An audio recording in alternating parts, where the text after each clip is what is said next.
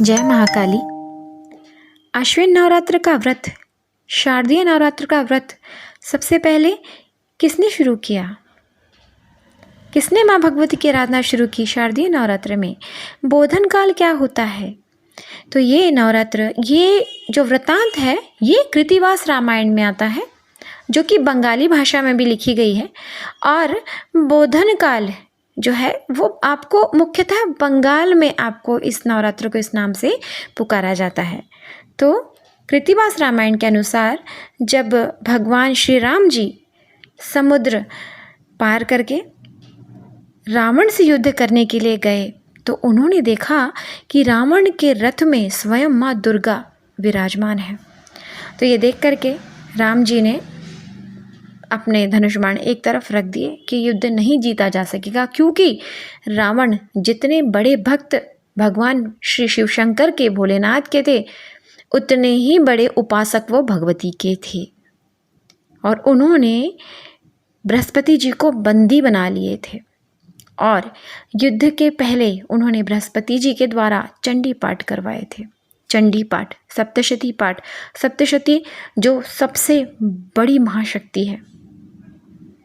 तो पाठ करने के बाद में राम जी ये समझ गए थे कि रावण को युद्ध में जीतना आसान नहीं होगा। तब जामवंत के द्वारा समझाए जाने के बाद में राम जी ने शक्ति आराधना की थी। एक इसके बारे में एक लेख भी है, श्री राम जी की शक्ति पूजा, जो निराला जी के द्वारा लिखी गई है। तो राम जी ने पूरे 9 दिन माँ भगवती की आराधना और पूजन किए थे। नील कमल के पुष्पों के द्वारा माँ भगवती की पूजन की गई थी। आज भी ये नील कमल आपको तारापीठ में मिलेंगे। भगवती के जितने स्थान होंगे शक्तिपीठ, वहाँ पे मुख्यतः वेस्ट बंगाल में आपको नील कमल अवश्य मिलेंगे और ये माँ को विशेष प्रिय है। तो भगवती की पूजन नील कमल के द्वारा भगवान श्री राम जी ने किए। और जो पूर्णता का समय आया तो 108 पुष्पों के द्वारा जब भगवान श्री राम जी पूजन कर रहे थे, आराधना कर रहे थे, भगवती के भक्तों की परीक्षा आसान नहीं होती। भगवती का प्रेम आसानी से नहीं मिलता। भक्त की परीक्षा लेती है माँ कि ये मेरे प्रेम के योग्य है, ये शक्ति प्रदान किए जाने योग्य है।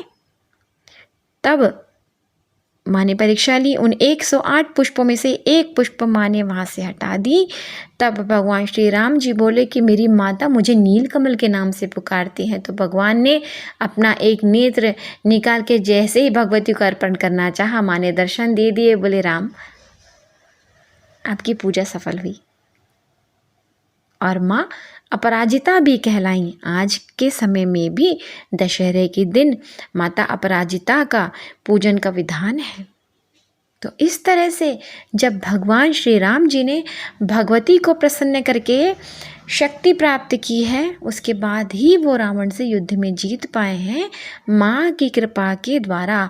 और ये जो समय था, ये समय ना तो देवताओं को उठाने का उचित समय था, क्योंकि इस समय देवता सोए होते हैं, और ना ही भगवती की साधना को उचित समय था। लेकिन तब भी प्रभु श्री राम जी ने माँ भगवती की आराधना की। इसीलिए जो ये काल है, ये नवरात्र का जो ये काल है, ये बोधन काल कहलाया। और इस नवरात्र में भगवती की 10 भुजी जो माता रानी, उनकी 10 भुजा वाली माता रानी, अष्टभुजा माता रानी, इनकी पूजा का ही विधान है। विशेष फल देती है माँ। अष्टभुजी महाकाली हो, 10 भुजी महाकाली हो, माता महिषासुर मर्दिनी हो, ये माँ का ये जो विग्रह होता है, माता महाकाली हो, इनका यह विग्रह जो है ये विशेष फल देने वाला है इस नवरात्र में। तो ये शारदीय नवरात्र भगवान श्री राम जी के द्वारा आराधना की गई भगवती की, और ये शारदीय नवरात्र प्रारंभ हुई। जय महाकाली।